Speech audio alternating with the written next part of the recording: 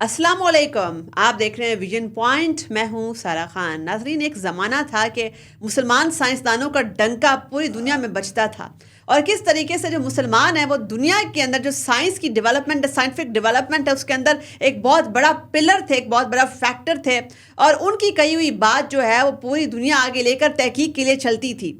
मगर अब एक जानिब हम ये भी देखते हैं कि मौजूदा ज़माने के अंदर मुसलमानों की जानिब से साइंटिफिक कंट्रीब्यूशन हमें उस तरीके से नज़र नहीं आ रहा। मुसलमानों ने ना तो साइंस की दुनिया को कोई खातिर ख्वाह, कोई कामयाबी या कोई चीज़ या कोई नई दरियाफ्त कुछ भी ऐसा अता नहीं किया, और ना ही अगर हम दुनिया में और जो आइडियोलॉजीज़ देखते हैं, अगर हम समाजी इंतहाज देखते हैं, दुनिया का समाजी इर्तिका देखते हैं, अगर हम पॉलिटिकल इर्तिका भी देखते हैं, तो उसके अंदर भी हमने किसी भी किस्म की कोई आइडियोलॉजी या कोई भी फ़लसफ़ा वगैरह दुनिया को हमने नहीं दिया।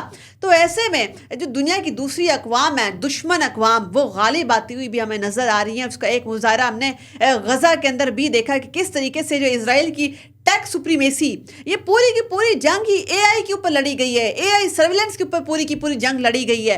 तो जब एक जानिब टेक सुप्रीमेसी इस लेवल की होती है कि वो मुसलमान आगे बिल्कुल बेबस नज़र आते हैं, फिर खुलेआम जो है मुस्लिम ममालिक को, अरब ममालिक को धमकियाँ तड़ियाँ लगाई जाती हैं, तो ऐसे में मुसलमान जो है वो कैसे साइंटिफिक कम बैक कर सकते हैं? अपना दुनिया के अंदर जो एक इल्मी इर्तिका का सफ़र है, एक पॉलिटिकल इर्तिका है, समाजी इर्तिका है, उसमें कैसे कंट्रीब्यूट करें? इन तमाम पहलुओं की पर रोशनी डालेंगे। हमारे साथ मौजूद है मुफ्ती अब्दुल कवी साहब। आप जो है आपकी एक हैसियत जो है पाकिस्तान के अंदर भी, पूरी दुनिया के अंदर एक बड़े प्रोग्रेसिव, एक बड़े एनलाइटेंड किस्म के आलिम दीन के तौर पर आपने अपने आप को अपना लोहा आप मनवा चुके हैं ऑलरेडी। तो मुफ्ती साहब, ये टॉपिक आपके सामने रखा इसी वजह से है चूँकि आपके माशाल्लाह पहले भी जो ख्यालात हैं, आप दीन को फितरत के तौर पर, सहूलत के तौर पर, हकीकत के तौर पर, हिकमत के तौर पर आप देखते हैं। तो इन्हीं तमाम नुक्तों के ऊपर अगर आप इस चीज़ को परखें कि हमारा ना तो दुनिया के अंदर कोई समाजी इर्तिका में कोई कंट्रीब्यूशन है, मैं रीसेंट हिस्ट्री की बात कर रही हूँ, अब पॉलिटिकल इर्तिका के अंदर भी नहीं नज़र आता, ना ही आपको साइंटिफिक कंट्रीब्यूशन नज़र आता है मुसलमानों का। बिस्मिल्लाहिर्रहमानिर्रहीम। पहले तो मैं तुम्हें सलाम पेश करता हूँ कि इस वक्त जो हमारी मुस्लिम कौम है उनके दिलों की आप तर्जमानी कर रही हो और मुझ जैसे तालिब इल्म से ये अहम और हसास मौज़ूआत पे गुफ्तगू कर रही हो। तालिब इल्म यहाँ पर मैं हूँ। मोहतरमा बात ये है कि दारो मदार होता है निसाब पे। मैं अपने नबी रहमत के मदरसे को देखता हूँ, असहाब सुफ़ा, वहाँ क्या तालीम दी रही है? वजुअल्लिमुहुमुल किताब वल हिकमत वयुज़क्कीहिम। खुदा की कसम मैं कहूँगा अपने अस्करी इदारों को कि एक तो हर जो मदरसा है उसके अंदर हज़रत कायद आज़म की तस्वीर मदरसे के मोहतमिम के कमरे में होनी चाहिए। हर मदरसे का जो मेन उनका मरकज़ है, दारुल कुरान है, दारुल हदीस है, उस पर पाकिस्तान का झंडा होना चाहिए। तीसरा, हुजूर के फरमान की रोशनी में तलबा को किताब की तालीम भी दे, हिकमत की तालीम भी दे, और इन्हीं उलमा से पूछा जाए कि वजुअल्लिमुहुमुल किताब वल हिकमत से मुराद क्या साइंस तो नहीं? क्या जदीद ज़माने के आने वाले जो मसाइल हैं उनका हल तो नहीं? कुरान की किताब की तालीम भी दें। ठीक है, 9 साल आपका निसाब है, मैंने पढ़ा है अल्हम्दुलिल्लाह, उसको मैंने 11 साल में पढ़ा, जो कि मैं ज़रा पढ़ाकू था। इस पूरे उनके निसाब के अंदर क्या मुस्लिम साइंसदानों की कोई किताब है? मेरी बेटी किस किस बात को रोया जाए। मैंने जो जनाब एक उस ज़माने के जो मिनिस्टर थे, अल्हम्दुलिल्लाह उस ज़माने में भी एक फ़ौजी कैसे न हमारे सरबराह थे जिन्हें अल्लाह तबारक व तआला ने बड़ी हिकमत अता फरमाई थी। उस सारा दौर मैंने कहीं नहीं देखा, परवेज़ मुशर्रफ साहब के दौर में हमने उस वक्त का जो निसाब बनाया वो आज मौजूद है। उस निसाब के अंदर क्या है कि ये जामे अज़हर का जदीद तरीन एक स्कॉलर फ़लसफ़ी है, हमने उसकी किताब को रखा। ये कतर के अंदर जनाब एक मुसन्निफ है, इसने बड़ा काम किया तारीख़ी हवाले से, उसकी किताब हमने रखी। और तुम्हें खुश होंगी कि पूरे हमारे निसाब के अंदर एक किताब ऐसी नहीं थी कि जिस मौलवी के बारे में ये तहकीक हो, उनके अपने फॉलोवर्स कहें कि ये फ़लाँ है, फ़लाँ नहीं है, फ़लाँ है, फ़लाँ नहीं है। हाँ और नहीं के चक्कर के अंदर जो निसाब मदारिस में पढ़ाया जा रहा है, हमने एक किताब उसमें से नहीं ली थी। क्यों? کہ ہم چاہ رہے تھے کہ ہمارے جو ماڈل مدارس ہیں اس میں سے جو طلباء نکلیں وہ دین والے ہوں، شریعت والے ہوں، سائنس والے ہوں، علم والے ہوں، وَيُعَلِّمُهُمُ الْكِتاب، کتابیں بھی ان کو پڑھائی جائیں، وَالْحِکمہ، اسی حکمہ کے موضوع کے اوپر اگر اگلا پروگرام آپ رکھ دیں اور ایک دو اور ان علماء کو بلا لیں جو 200 سالہ 300 سالہ 400 سالہ نصاب پڑھا کے مکھی پہ مکھی مار رہے ہیں۔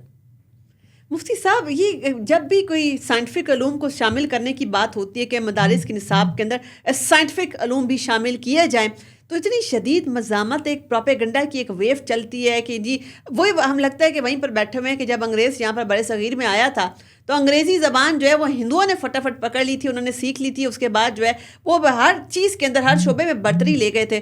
ہم سائنس سے اتنی نفرت کیوں کرتے ہیں؟ ہماری اتنی زیادہ تعصبات سائنس کے والے سے کیوں ہیں؟ جس نبی رحمت نے کہا اطلب العلم ولو بالسین، میرا بد نصیب جو ہے وہ مولوی کہے گا یہ حدیث بھی ضعیف ہے، یہ حدیث بھی ضعیف ہے، یہ حدیث بھی کمزور ہے۔ جو عقل کی بات میرے نبی رحمت فرما کے گیا تم اس کو کمزور کہہ رہے ہو۔ اطلب العلم، علم کو حاصل کرو، ولو کان بالسین، اگرچہ وہ علم ملک چین کے اندر پڑا ہو۔ جہاں میرے نبی کی عظمت کی بات ہوتی ہے تم اس کو یہ کہتے تھے ضعیف ہے ضعیف ہے ضعیف ہے۔ میں 5 دفعہ گیا ہوں چین کے اندر، خدا کی قسم، اس ہوٹل میں ٹھہرا ہوں، سامنے یہ خالی پلاٹ پڑا تھا، 10 دن کے بعد میں آیا ہوں تو ادھر 6 منزلہ عمارت کھڑی ہے۔ یہ میں مشاہدے کی باتیں بتا رہا ہوں، میں اندھا نہیں ہوں مولویوں کی طرح۔ یہ کیا ہوا؟ بس جی ضرورت پڑی کہ یہاں آئی ٹی کا ایک مرکز بنانا تھا، بچوں کو چونکہ آج کا میرا طالب علم، میرے بچے، میرے نواسے، آج کیا ہے جی، اس دن میرے بچے بیٹھے تھے ماشاءاللہ سارے پڑھ رہے ہیں، تو میں نے اپنی نواسیوں سے پوچھا، میں نے کہا کہ میرے بچوں کیا پڑھ رہے ہو؟ انہوں نے کہا بابا آئی ٹی کا مضمون ہمارے پاس ہے، آج بنیاد بھی آئی ٹی ہے۔ میرے اس ملک کے اندر اگر 30,000 مدرسہ ہے، میرے اگر اس پاکستان کے اندر 12 لاکھ 13 لاکھ 14 لاکھ طالب علم پڑھ رہا ہے، مولوی اور محتمم کا بیٹا تو آئی ٹی پڑھ رہا ہے، یہ جو 30 لاکھ بیچارے خوش نصیب بچے آئے بیٹھے ہیں ان کو تم کیا پڑھا کے بھیج رہے ہو؟ پھر یہی کچھ ہوتا ہے، میں اپنی بستی میں آتا ہوں اور آتا تو مجھے کوئی نہیں ہے، میں جناب اس طریقے کے اوپر 2 بچوں کے ذمہ لگاتا ہوں، یہاں جامع مسجد بن رہی ہے، گزرنے والا ٹرک والا بھی فلاں والا بھی فلاں والا بھی جاتے ہوئے مسجد کے لیے امداد کر کے جائے، خدا تمہیں ہدایت دے، ہے اللہ کا گھر، تمہارا اتنا تعلق اللہ سے ہوتا کہ اللہ اپنے گھر کے لیے تمہیں غیبی امداد دیتا، تم کھڑے ہو ٹرک والوں سے، مسجد بن رہی ہے پیسے دے کے جاؤ، مدرسہ بن رہا ہے پیسے دے کے جاؤ۔ تمہیں اللہ نے اس لیے پیدا کیا ہے کہ اللہ کا دین، ان الدین عند اللہ الاسلام، تم نے اللہ کو غنی نہیں سمجھا، انتم الفقراء واللہ هو الغنی، اے اللہ اس علاقے کے اندر مسجد کی ضرورت ہے، تو غنی ہے، دے۔ اچھا، یہ جو تعلیم دشمنی ہے نا، اس کا ایک مظہر اسلام کے نام کے اوپر جو ہے ایک رجیم ہمیں افغانستان کے اندر نظر آتی ہے کہ جس نے تعلیم کے اوپر ایسی قدغنیں لگا دی ہیں اور خاص طور پر کچھ مضامین کو بھی بین کیا ہوا ہے، اور اس کے ساتھ ساتھ خواتین کے حوالے سے تو یہ رویہ ہے کہ ان کو تو بالکل گھروں کے اندر جو ہے وہ گھسیٹ دیا، اور ان کو تو کسی بھی قسم کی تعلیم، کوئی بھی ہنر حاصل کرنے کی قطعاً کوئی اجازت نہیں ہے۔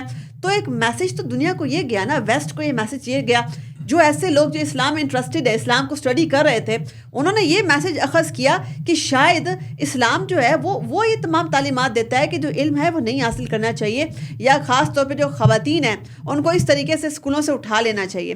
تو ہماری تو ساکھ تو خراب ہو گئی۔ یہ تو جتنی دیر میں بیٹھا رہوں اور آپ کے جو سوالوں میں درد دل ہے وہ سناتا رہوں تو میرے خیال میں پورے ہمارے رمضان کے 29 روزے ہیں تو 29 دن ہی ہمارے پروگرام رہے۔ پرویز مشرف صاحب کو میں نے کہا تھا کہ یورپ کو کہیں کہ سب سے بڑی NGOs دینی مدارس ہیں، اور جو کائنات کی سب سے بڑی حقیقت ہے، انہی کی خدمت میں میں نے عرض کیا کہ حضور مدرسے میں کیا ہے، یہ بچہ تیار ہو رہا ہے اس فرقے کا، یہ مسجد اس فرقے، حتیٰ کہ اب مساجد کے بعد لکھ دیا گیا ہے کہ یہ مسجد فلاں فرقے کی ہے۔ تو پرویز مشرف صاحب نے کہا کہ کیا کیا جائے؟ میں نے کہا اسی نصاب پر مشتمل ہم ایسے طالب علم متعارف کرائیں جو میرٹ کی بنیاد پہ آئیں، ہمارے ماڈل دینی مدارس سے پڑھ کے جانے والا بچہ جرأت کے ساتھ کہے کہ میں اسلام کا نمائندہ ہوں، میں ایمان کا نمائندہ ہوں، میں پاکستان کا نمائندہ ہوں، پاکستان کے اداروں کا نمائندہ ہوں. ہم تو پڑھ گئے اس مصیبت کے اندر کہ یہ جتنے مدارس ہیں سبحان اللہ زندہ باد، یہ اتنے طلباء ہیں سبحان اللہ، سوائے اس بات کے جو وہاں سے حفظ قرآن کی نعمت لے کے آ رہا ہے وہ ہمارے سر کا تاج ہے. باقی جو وہاں 7 سال 8 سال 9 سال پڑھ رہا ہے وہ کیا پڑھ رہا ہے. میں محترم اپنے چیف حضرت حافظ سید عاصم منیر شاہ صاحب سے، ان کے ساتھ میرا تعلق اس وقت ہے جب یہ کرنل تھے اور یہ اس وقت مدینہ طیبہ میں قرآن مجید حفظ کر رہے تھے. اور جس محبت کے ساتھ جب انہوں نے مجھے دیکھا نا کہ میں الٹے پاؤں آ رہا ہوں تو پرویز مشرف صاحب سے بھی میرا بڑا تعلق تھا. تو ان کے ذہن میں دونوں چیزیں تھیں کہ بھئی پرویز مشرف صاحب سے چیف سے ان کا تعلق ہے، دوسرا یہ کہ اس طرح ادب کے ساتھ کہ حضور کے قبر اطہر کو پیٹھ نہ ہو. تو 3 میری ملاقاتیں ان سے ہوئیں. میری ان سے یہی درخواست ہوگی کہ بڑے بڑے آپ کے پاس سکالرز ہیں. ایک بہت بڑے سکالر تھے، قرآن کی بات کرتے تھے، ان کے اوپر جناب یہ ہوا کہ یہ کر دیں گے وہ کر دیں گے. اب وہ بیچارے انڈونیشیا ملائیشیا میں جا کے بیٹھے. انڈیا کے اندر بھی ایک سکالر ہو وہ بھی بیچارہ چھپ کے بیٹھا ہو انڈونیشیا ملائیشیا میں. میرے پاکستان کا بھی ایک سکالر ہو وہ بھی بیٹھا ہو انڈونیشیا ملائیشیا میں. تو یہ پھر ملک اور اس ملک میں جو نظریے کی بنیاد پہ، کلمہ طیبہ کی بنیاد پہ حضرت قائد اعظم نے کیا فرمایا تھا کہ پاکستان تو بن چکا ہے. جس دن لاہور کے اندر داتا گنج بخشا ہے اور 5 دن کے اندر 3000 لوگوں نے کلمہ پڑھا، پاکستان بن گیا. جس طرح میں نے آپ کو حوالہ دیا کہ جناب میرے پاس پڑھی ہے فرانسیسی مستشرق کی کتاب کہ 86 سال میں ان صرف 4 بزرگوں کی برکت سے بر صغیر کے اندر 2 کروڑ اور 35 لاکھ لوگوں نے کلمہ پڑھا ہے. پاکستان تو بن چکا ہے. اچھا، جو کہ ہمارے کنٹریبیوشنز بھی کسی اور نے ہائی لائٹ کرنے ہیں، وہ بھی ہمیں توفیق نہیں کہ اپنے کنٹریبیوشنز اپنی ہم خود ہی سفیر بن جائیں، سفارت کاری بھی ہم نہیں کرتے اپنی ہی. تو اسی کانٹیکس میں میرا یہ سوال ہے، اگر گلوبل کانٹیکس میں بھی دیکھا جائے اور خاص طور پہ جو مسلمان باقی کے ممالک ہیں، عرب ممالک ہیں، وہاں سے بھی تو کسی بھی قسم کا کوئی سائنٹیفک کنٹریبیوشن دنیا کے سامنے نہیں آیا. تو کیا وجہ ہے کہ اوور آل چلے ہم نے اپنے لوکل کانٹیکس کو تو ڈسکس کر لیا، یہ باقی کے تمام مسلمان ممالک جو ہیں، کوئی تقریباً 57 مسلمان ممالک ہیں، وہاں سے کسی ایک ملک کی جانب سے بھی دنیا کو نہ تو سائنٹیفک کنٹریبیوشن، نہ کوئی پولیٹیکل کنٹریبیوشن، نہ کوئی سوشل کنٹریبیوشن، نہ کوئی اکنامک کنٹریبیوشن. کیا وجہ ہے اس کی؟ نہیں، قطر کتنا ملک ہے؟ چھوٹا سا ملک ہے. کیا اس نے ہر زمانے کے اندر جہاں مسلمانوں کی حماقتوں کی وجہ سے باہمی لڑائیاں ہوئی ہیں، آج بھی اگر فلسطین اور غزہ کا مسئلہ حل ہوگا تو قطر میں ہوگا.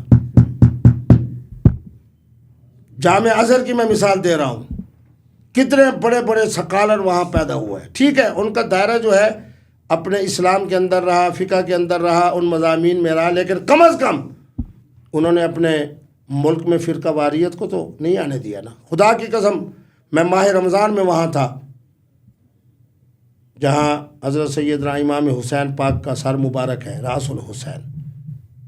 اسی طرح ہمارے اسماعیلی جو مسلمان ہیں ان کی بہت بڑی تعداد ہے، بوہرا کے مسلمانوں کی بہت بڑی تعداد ہے، لیکن ایک امام کے پیچھے.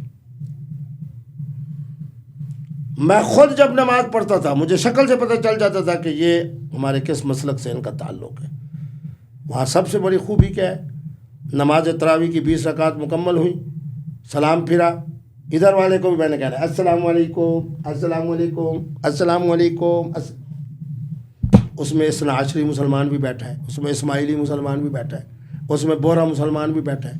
میرے اپنے اہل سنت کے حوالے سے فقہ حنفی بھی وہاں موجود ہے، افریقی ملک ہے، مالکی حضرات بھی موجود ہیں، سیدنا امام شافعی رحمہ اللہ وہاں رہے، وہاں ان کی فقہ بھی موجود ہے. صرف کلمہ ہے بنیاد، لا الہ الا اللہ محمد الرسول اللہ. تو میں سلام پیش نہ کروں کہ آج کے زمانے کے اندر جو نعمت میرے بر صغیر میں نہیں ہے، یہاں کے جب کہ یہاں کے کلمہ پڑھایا معین الدین اجمیری نے، یا کلمہ آ کے پڑھایا قطب الدین نے، جنہوں نے اتحاد کی بات کی.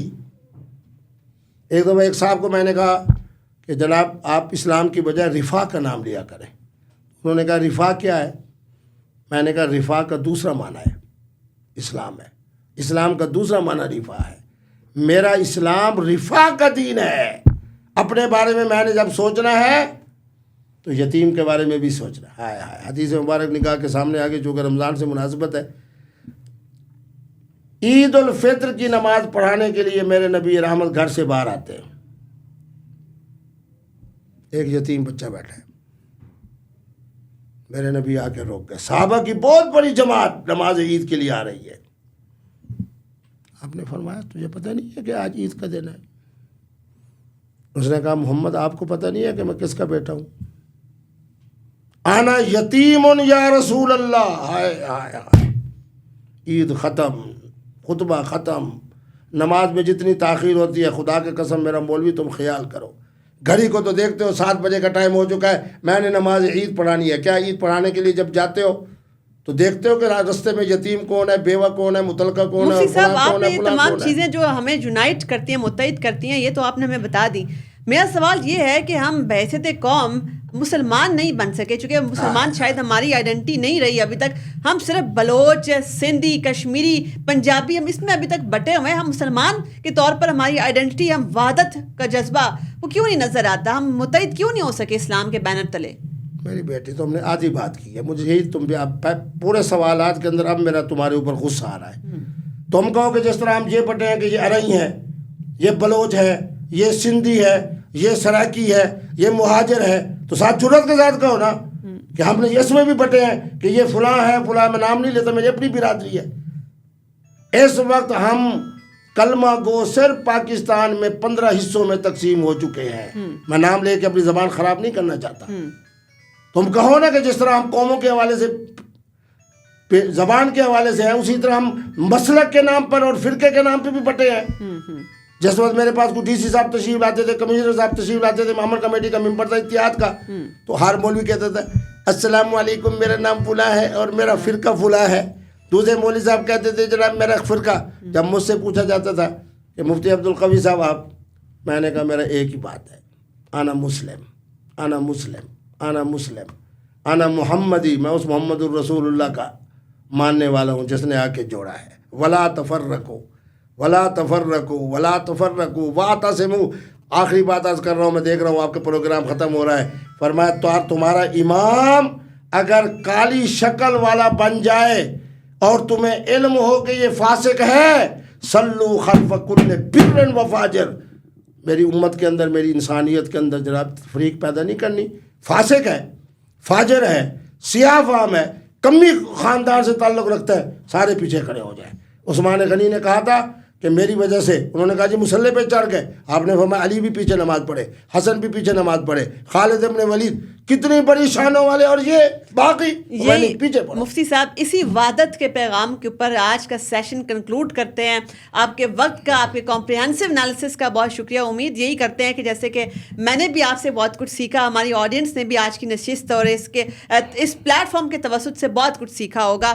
چونکہ رمضان کا مہینہ ہے اور اس میں ہمیں یہ نظر ثانی کرنی ہے, اور سب سے اہم ترین سوال جو میں نے اپنے معزز مہمان کے سامنے بھی رکھا, اور مجھے بھی اس کا جواب بڑے عرصے سے اس کی تلاش تھی کہ ہم مسلمان کیوں نہیں بن سکے.